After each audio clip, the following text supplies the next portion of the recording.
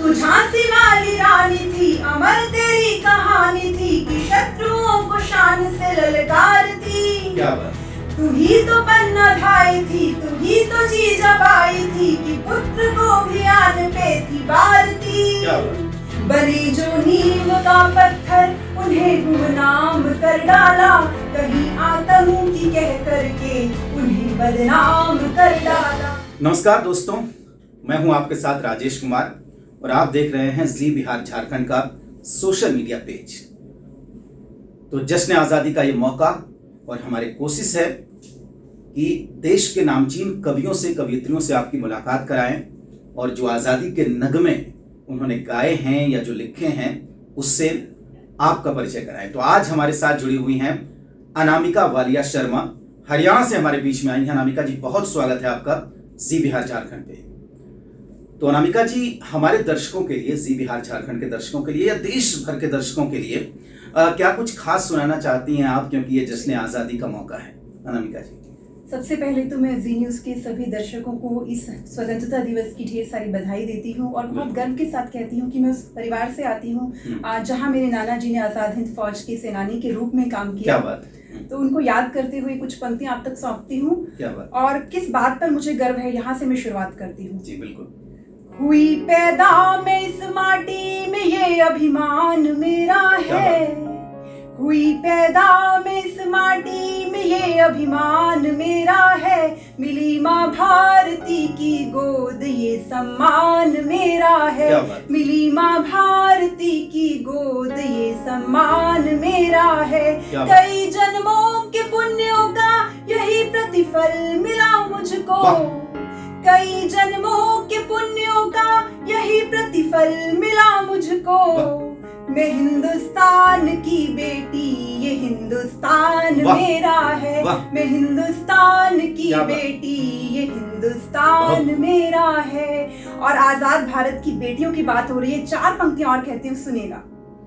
बनी चट्टान गर पानी की धारा मोड़ जाएंगी। क्या कर सकती हैं हिंदुस्तान की बेटियां।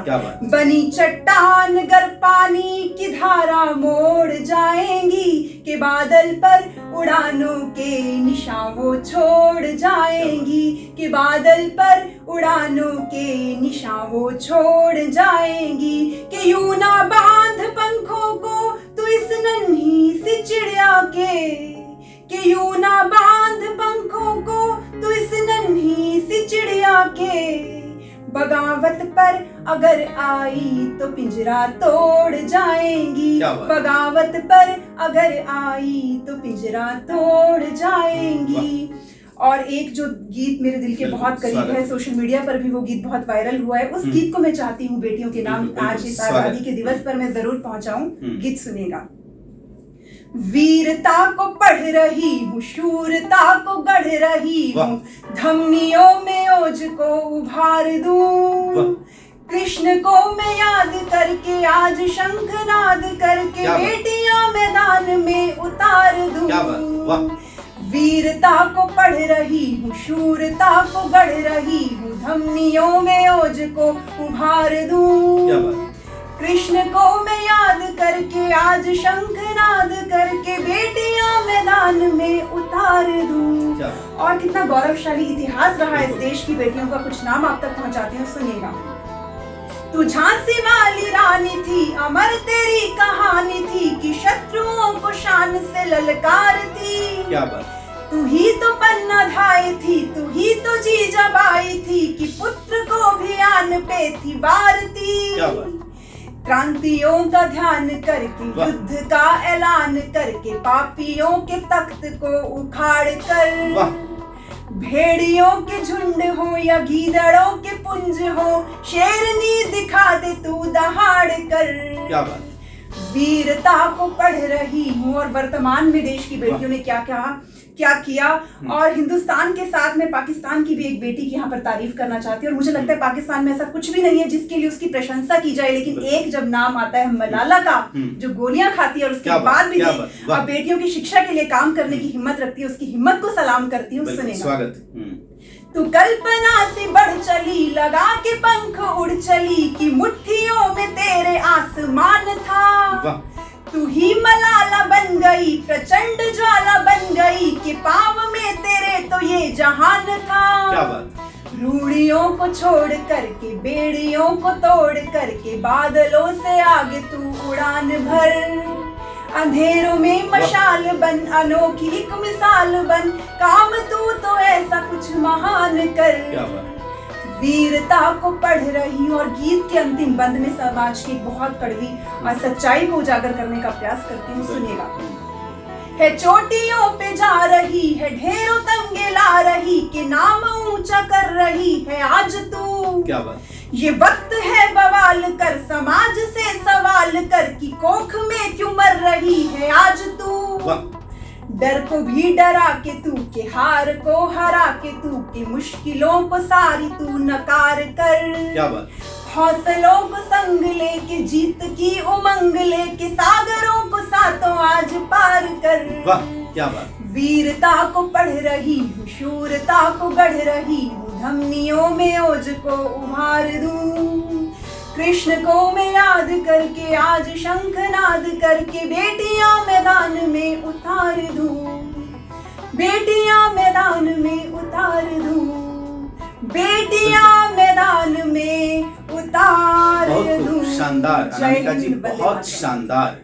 दर्शक सुन रहे होंगे इस वक्त, और जाहिर सी बात है कि ये जो जश्न आज़ादी का जो मौका है, उन बहादुरों को याद करने का, देश के बहादुर बेटों का। और आप बता ही रही थी कि खुद आप स्वाधीनता सेनानी के परिवार से ताल्लुक़ रखती हैं, तो ये आज सबको बताने की ज़रूरत है कि कितनी कुर्बानियों के बाद हमें ये आज़ादी हासिल हुई है। और उस वक्त भी बहुत लिखा गया आज़ादी के ऊपर, आज़ादी मिलने, किस तरीके से आज़ादी मिली है और उसे किस तरीके से हमें बचा कर रखना है और यहाँ से आगे ले जाना है। एक बेमिसाल भारत बनाना है, जिस भारत का सपना उन सेनानियों ने देखा था जिन्होंने पूरी जिंदगी न्योछावर कर दी जंग आज़ादी की लड़ाई में। राष्ट्रकवि दिनकर ने कभी लिखा था कि सिंहासन खाली करो कि जनता आती है।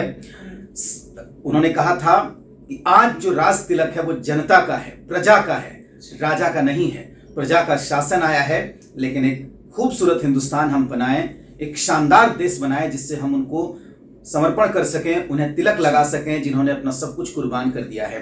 अनामिका जी, ऐसा क्यों होता है कि हमें खास मौके पर याद करने की जरूरत पड़ती है, जबकि मैं अक्सर कहता हूं कि जो देश प्रेम का जज्बा है यह हर रोज हर पल महसूस करना चाहिए, किसी एक घड़ी किसी एक दिन की चीज नहीं है। अनामिका जी, सबसे पहले तो आपने जैसे ये सेनानियों की बात की, तो मैं ये कहूंगी कि सिर्फ 15 अगस्त पर मुश्किल से उन्हें याद किया जाता है, 26 जनवरी आती है गणतंत्र दिवस, तब उन्हें याद करते हैं। और इससे भी ज्यादा बुरी बात यह है कि हमारे देश के नेता उन्हें गाली देने तक की भी वो इस तरह का दुस्साहस भी करते हैं। कोई हमारे सैनिक को सड़क का गुंडा कहता है, कोई उनकी कभी कोई शहीद होता है तो वो कहते हैं कि यहाँ पर तो कोई कुत्ता भी ना जाए। तो ऐसे नेताओं के लिए कुछ कहना चाहूंगी। और एक और बात कहना चाहूंगी कि जब किताबों में शहीद आजम को, भगत सिंह को शहीद का दर्जा भी नहीं दिया जाता और महान क्रांतिकारी चंद्रशेखर आजाद के लिए आतंकी शब्द लिखा जाता है, तब वहां से कुछ पंक्तियां उठाती हूँ, सुनेगा।